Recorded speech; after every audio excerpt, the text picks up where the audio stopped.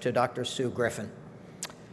Dr. Griffin is the Alexa and William T. Dillard Professor in Geriatric Research and Director of Research at the Donald W. Reynolds Institute on Aging at the University of Arkansas for Medical Sciences, and Chief Editor of the Journal of Neuroinflammation, publication that she co-established in 2004. The pioneering spirit and insightful implementation of Dr. Griffin's scientific ingenuity were evident even as a graduate student at the University of Rochester School of Medicine and Dentistry, and advanced through her appointment at the University of Texas Southwestern Medical School, period during which she made several novel contributions regarding brain-immune system interactions. It was the first demonstration of the impact of a systemic immune disease on the brain and cerebellar development, the first evidence that the brain is an immunologically privileged site, and that hypothalamic regulation of hormones are involved in peripheral immune responses.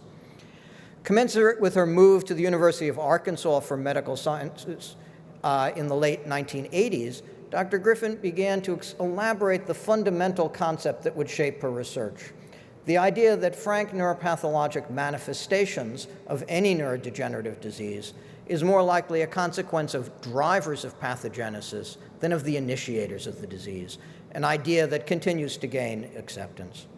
Dr. Griffin's pioneering studies provided the first evidence that activation of glia in the brain, manifest through their synthesis and release of the cytokine interleukin-1, is an early and sustained event in the pathogenesis of Alzheimer's disease. Since that time, her laboratory has documented several neuronal stressors that trigger this response in glia, as well as the consequential effects of IL-1 on Alzheimer-related parameters. Together, these features and findings suggest positive feedback that is manifest as a self-amplifying cytokine cycle, providing an explanation for the progressive nature of neurodegenerative disease. This concept was key to a new understanding of the role of glial activation and IL-1 to induce protein changes that usher the pathologic characteristics of Alzheimer's and Parkinson's. These findings form the basis for a theory of neuroinflammation as a pathogenic component of Alzheimer's disease, a theory which Dr. Griffin has extended to other neurodegenerative diseases and conditions.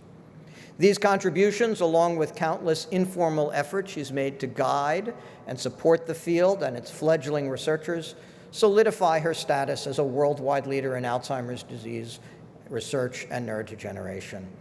Please join me in congratulating Dr. Sue Griffin.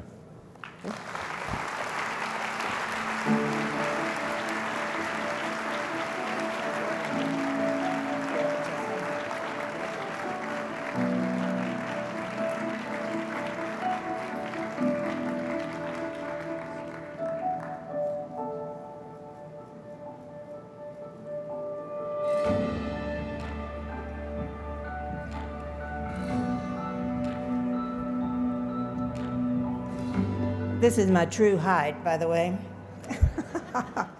First, I want to thank Ed Griffin for introducing me to science and showing me how to work, fight, and win.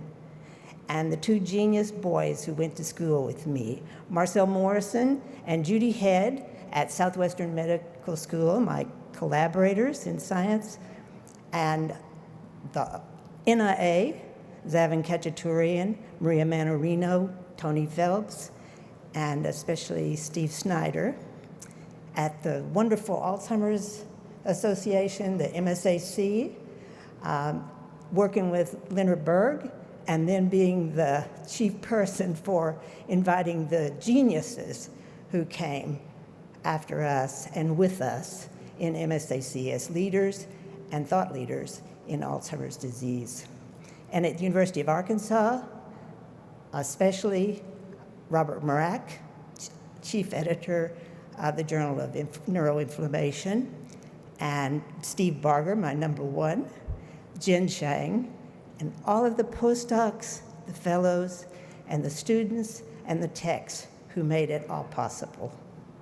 And I would also like to say to you that together, I think if we are brave and pay no attention to the naysayers, that we will be able to stop Alzheimer's. Thank you so much. And this is XO for all my friends from Sue Griffin.